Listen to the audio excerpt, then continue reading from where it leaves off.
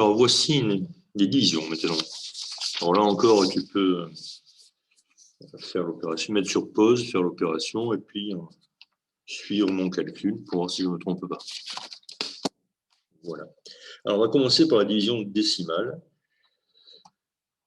contrairement à la division euclidienne qu'on fera après. Alors, la division décimale, on me demande au centième près. Qu'est-ce que cela veut dire? Ça veut dire que je vais m'arrêter lorsque j'aurai le chiffre des dixièmes et le chiffre des centièmes. Autrement dit, je vais m'arrêter lorsque j'aurai deux chiffres après la virgule. Alors, je pose mon opération, je pose ma potence, je pense à décaler un peu puisqu'il va falloir continuer avec deux chiffres après la virgule. Voilà, et on commence. 519,2 divisé par 23. Alors, je commence d'abord par regarder deux chiffres 6, 51 divisé par 23, c'est possible. Alors, 23, 1 fois 23, ça va être trop petit. 2 fois 23, c'est facile, ça fait 46. 3 fois 23, ce serait trop grand. Donc, ici, c'est 2. 2 fois 23. 2 fois 3, 6. 2 fois 2, 4. Je soustrais. Voilà. Ensuite, 6 pour arriver à 1, je ne peux pas. 6 pour arriver à 11, ça fait 5. Et je retiens 1. 4 et 1, 5. Pour arriver à 5, ça fait 0. Donc, reste 5. Ça marche. Le reste doit être plus petit que le diviseur. Je descends le 9. 59 divisé par 23. Donc, ça fait encore 2, puisque 3, ce serait trop grand. Donc, 2 fois 23, ça fait 46, comme tout à l'heure. Je soustrais. 6 pour arriver à 9, reste 3. 4 pour arriver à 5, reste 1. 13. Je continue, mais je rencontre la virgule. Donc, je mets la virgule. Je descends le 2. Voilà.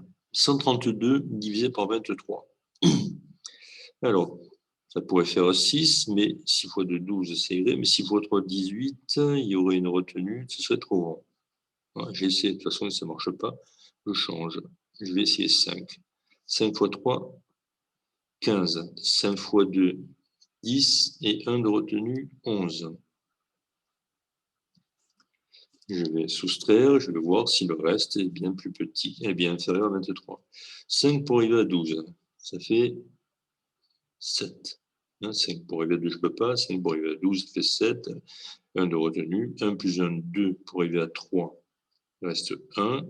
Et ici, 1 moins 1, 0. Reste 17, donc c'est convenable, c'est bien plus petit que 23. Il faut que je continue jusqu'au centième, donc je descends 0. 170, 0, divisé par 23. Alors, je peux faire des essais. 5, ça va être trop petit. Je vais essayer 7. 7 fois 3, 21. 7 fois 2, 14. Et de 16, ça devrait marcher. 7 fois 3, 21.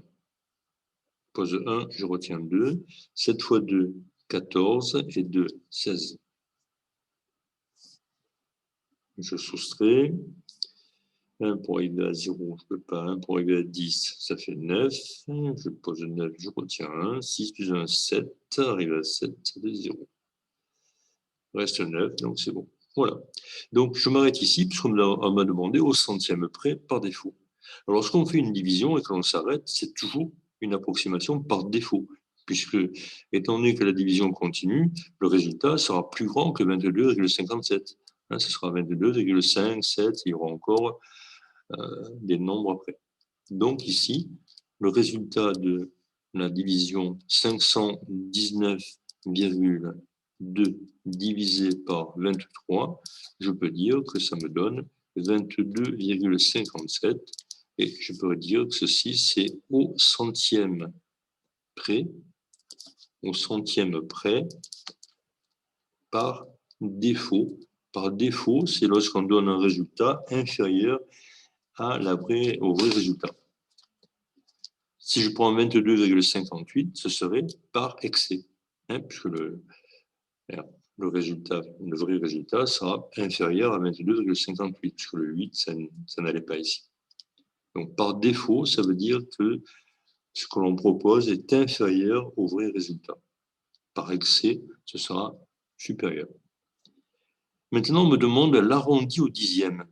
Alors, l'arrondi au dixième, ça veut dire que je vais donner une seule décimale. Je vais m'arrêter au dixième. Mais l'arrondi au dixième, ça veut dire le dixième le plus proche de ce résultat-là. 22,57, ça fait 22 5 dixièmes 7 centièmes. Quel est le dixième le plus proche? Est-ce que c'est 22,5? Non, c'est 22,6. Donc, l'arrondi au dixième, je donnerai cette réponse, 519,2 divisé par 23, je dirais égal 22,6. Ça, c'est l'arrondi au dixième. Voilà. Bon, vous vous souvenez de la règle, hein. Si le chiffre des centièmes est 5, 6, 7, 8 ou 9, on arrondit au dixième supérieur. Si le chiffre des centièmes est 0, 1, 2, 3 ou 4, on arrondit au dixième inférieur. Voilà, pour les arrondis au dixième. Alors, ensuite, on avait une division euclidienne. Une division euclidienne et tout ce que l'on peut faire avec. Alors, division euclidienne, vous vous souvenez, ça ne concerne que des entiers. Dans la division euclidienne, on ne manipule que des nombres entiers. Donc, on ne va pas avoir de virgule. La potence, je l'ai un peu écartée, mais on aurait pu la laisser coller. Alors, 578 divisé par 23. Donc, c'est un peu comme tout à l'heure. Hein. Donc, 57 divisé par 23, mettre 2. 2 fois 3, 6, on a fait tout à l'heure. 2 fois 2, 4. Je soustrais. 6 pour égal 7 reste 1. 4 pour égal 5 reste 1. Et ici, il descend le 8. 118 divisé par 23. Alors, qu'est-ce qu'on peut essayer? On peut essayer 5. 5 fois 3, 15. Oui, 5 fois 2, 10, c'est moins, ça marchera. Donc, je vais essayer 5. 5 fois 3, 15. 5 fois 2, 10 et 1 de retenue, 11. Ça va, c'est bien inférieur. Je soustrais, reste 3. Et c'est terminé. C'est la division euclidienne, on s'arrête là. 578 divisé par 23, ça fait 25 et il reste 3. Mais n'oubliez pas, une division euclidienne, quand on a la réponse, il faut toujours écrire en ligne la relation qu'il y a entre le dividende, le diviseur, le quotient et le reste.